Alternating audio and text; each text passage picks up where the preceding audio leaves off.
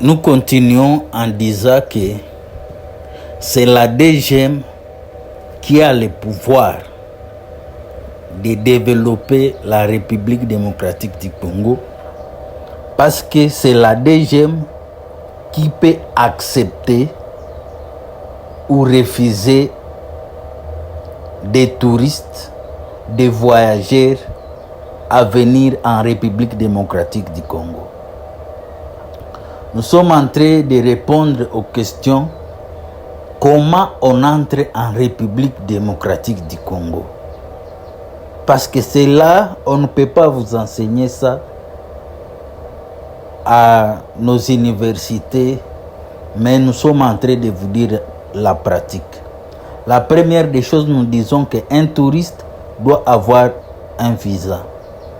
S'il a son propre véhicule, il doit payer $15 de carte d'entrée. Malheureusement, on dit qu'il doit faire 14 jours, mais pratiquement, par rapport à la RDC, c'est 14 jours et peu. Et le visa de la RDC jusqu'à maintenant n'est pas bien défini. Combien coûte un visa pour traverser la RDC de bout à bout? Ce n'est pas défini. Et c'est très important que vous puissiez comprendre comment les choses fonctionnent. Nous sommes en train de dire que la DGDA aussi reçoit quelque chose du point de vue financier. Parce que nous disons que souvent la guerre en RDC est due aux frustrations de certaines personnes qui, par manque d'argent, ils se rebellent contre le gouvernement en place, tout en enviant ceux qui sont en train de travailler. Parce que lorsqu'un groupe armé entre dans un pays, il crée l'administration parallèle. Imaginez ce qui était à Bunagana, ce qui était à Ishacha, ce qui était Grande Barrière, Petite Barrière, ce qui était Ruzizi 1, Ruzizi 2, Kamanyola. Imaginez les gens qui percevaient les $15 des véhicules touristiques.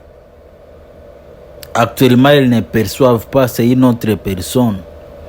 Donc, si nous sommes incapables de gérer l'argent qui entre en République démocratique du Congo, nous aurons des difficultés à progresser et à aller de l'avant. C'est très important que vous puissiez comprendre cela. Parce que parmi les stress que nous devons être capables à répondre, d'abord nous les Congolais, c'est de garantir aux voyageurs que lorsqu'il va entrer en République démocratique du Congo, il n'aura pas de problème au niveau de l'immigration, la DGM, au niveau de la carte d'entrée, mais aussi de la carte de vaccination. Parce que ce sont les trois éléments qui sont très importants. Donc, c'est nous qui avons besoin de l'argent des touristes. Et ils veulent venir pour prendre des photos. Ils veulent venir pour prendre des images, des paysages, mais aussi se déstresser, faire l'évasion. Mais c'est nous qui devons prendre leur argent. Donc, en tant qu'un Congolais, nous devons aussi faire en sorte qu'ils ne puissent pas s'arrêter au niveau des frontières, mais qu'ils puissent entrer à l'intérieur, dans le Congo profond, et sortir de l'autre bout. Et le jour où nous aurons cette maturité, que la province du Nord Kivu envoie des touristes dans la province de l'Ituri, envoie les touristes dans la province de la Chopo, envoie les touristes dans la province des bases Ouélé, des hauts Ouélé. C'est là la maturité. C'est là la maturité.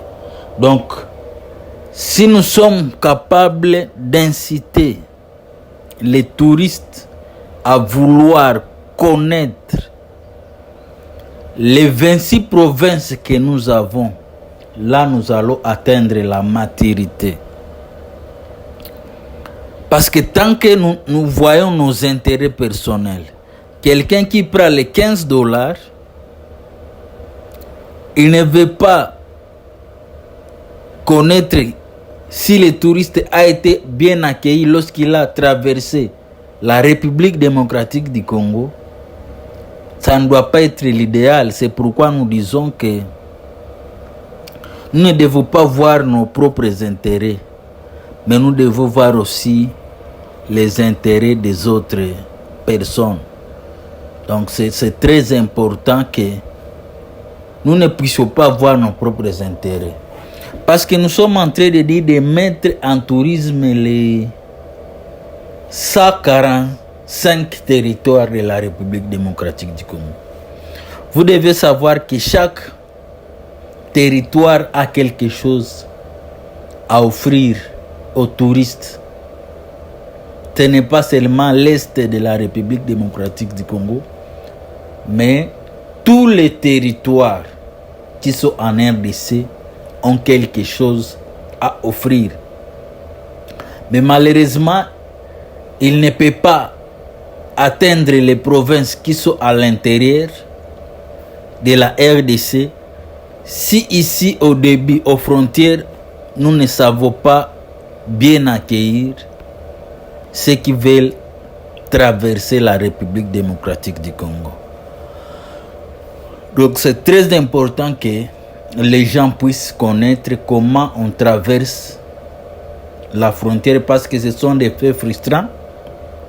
Vous devez savoir que au niveau des frontières aussi, il y a des gens qui veulent voler, qui veulent anarquer, qui veulent soutirer quelque chose aux voyageurs. Pour ces gens, je les conseille que les voyageurs sont des gens comme nous, et aussi ils travaillent pour faire les visites. Ne pensez pas qu'ils sont extraordinaires ou ils ont beaucoup d'argent. Non. Ils travaillent, ils font des épargnes et après ils visitent. Donc quand on a l'intention d'aller au niveau des frontières pour voler, pour extorquer, pour faire les mafias, ce n'est pas une bonne chose. Et du point de vue touristique, cela salit l'image d'un pays lorsqu'on veut chercher les coups de main, lorsqu'on veut chercher à corrompre. Donc ce n'est pas bon. Alors, c'est très important parce que nous disons que l'argent, c'est ce que nous voulons capter des gens du monde entier. Si nous sommes incapables de nous comprendre les uns les autres, si les provinces ne peuvent pas faire des équipes qui vont faire des relais, ceux qui sont aux barrières, aux postes frontaliers, puissent encourager les voyageurs à passer à l'intérieur de la République. C'est très possible.